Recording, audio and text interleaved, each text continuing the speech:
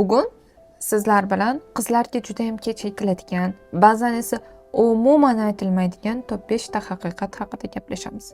Va ishonamanki, bugungi video tugagandan keyin sizda kamida bitta bo'lsam, voy, men ham shunaqa o'ylaganman-ku yoki demak bu faqat menda emas ekan degan fikr paydo bo'ladi.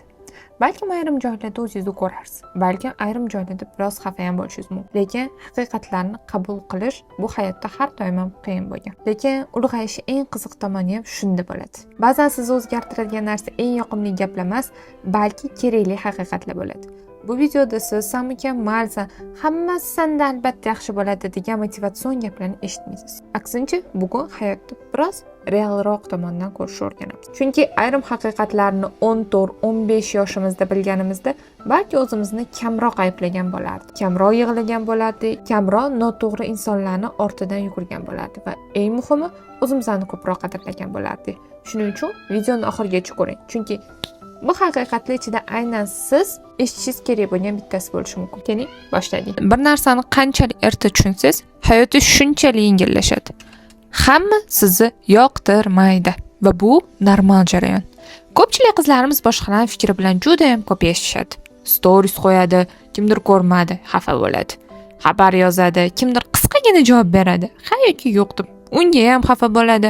Kimdir sal boshqacharoq qaraydi, yana xafa bo'lib motivatsiyasi tushib ketadi. Go'yoki atrofidagi hammaning kayfiyati va munosabati biz haqimizda nimanidir aytayotgandek u insonga tuyuladi.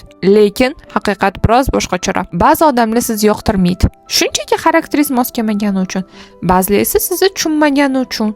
Ba'zilar esa siz haqingizda umuman o'ylamagani uchun. Va eng qizig'i, bu sizni qadringizni kamaytirmaydi. Bir payt shunaqangi payt bo'ladi, tushunasizki, hammani rozi qilishga urinish o'zingizni yo'qotish eng tez va eng oson yo'li ekanligini. Ikkinchisi, dugona siz haqingizda yomon o'ylash mumkin.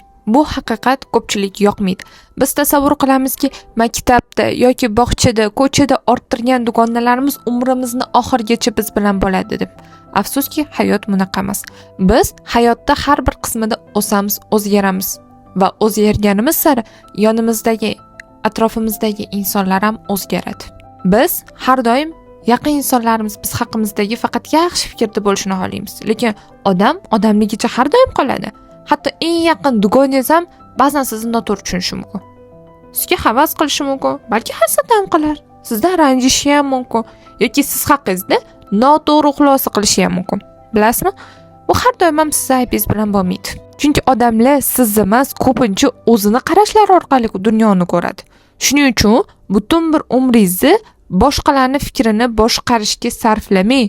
Bu imkonsiz vazifa. Uchinchisi, birinchi sevgi har doim ham taqdir bo'lmaydi. Agar hozir yuragingiz singan bo'lsa, shu qismni diqqat bilan eshiting. Ko'pchilik qizlar birinchi kuchli hislarni taqdiri deb o'ylaydi. Chunki u birinchi marta sodir bo'lyapti. Birinchi marta yuragi tez urib ketadi, birinchi marta kimnidir kutasiz, birinchi marta kimnidir yozishini kutib, telefonni qayta tekshirasiz, qachon kiribdi deb. Va miyiz, demak, bu inson men uchun deydi. Lekin hayot har doim ham shunaqa ishlamaydi-ku. Ba'za birinchi sevgi siz bilan qolish uchun emas, balki sizga nimanidir o'rgatish uchun keladi. Masalan, o'zingizni qadrlashi, o'zingizni shaxsiy chegaralaringizni qo'yishi, hurmatni yoki qanaqadir inson sizga mos emasligini bildirish uchun. Va bu bilan men birinchi muhabbat yoki birinchi sevgi foydali, kerakli narsa deb aytmoqchi emasman. Shunchaki fikr bildirib ketdim. Shu holat juda ham ko'p qizlarda kuzatilgani uchun.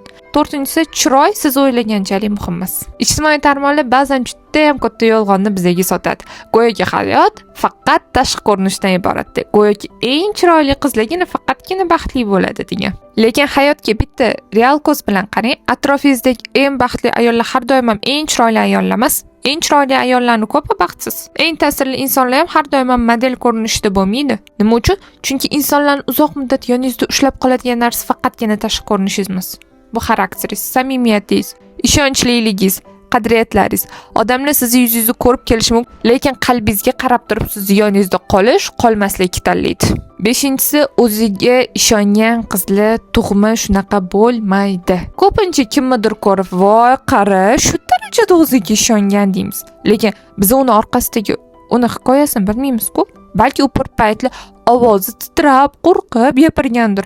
balki u jamiyat tomonidan bulingga uchragandir, balki u bir paytlar juda ham ko'p marta rad javobini olgandir, balki u ham o'zini yetarli emas deb his qilgandir. Farqi shundaki, u qo'rquviga qaramay harakat qilishni davom ettirgan. O'ziga ishonch bu oddiygina hissiyot emas. U bittada keladi ketmaydi. U ko'nikma insonda har doim bo'lishi kerak. Va har qanaqa ko'nikmalar kabi o'ziga ishonchi ham biz har doim mashq qilishimiz kerak. Agar bugun shu videodan faqatgina bitta fikr olib ketsangiz, mana shuni olib keting. Siz hammani rozi qilishingiz shart emas.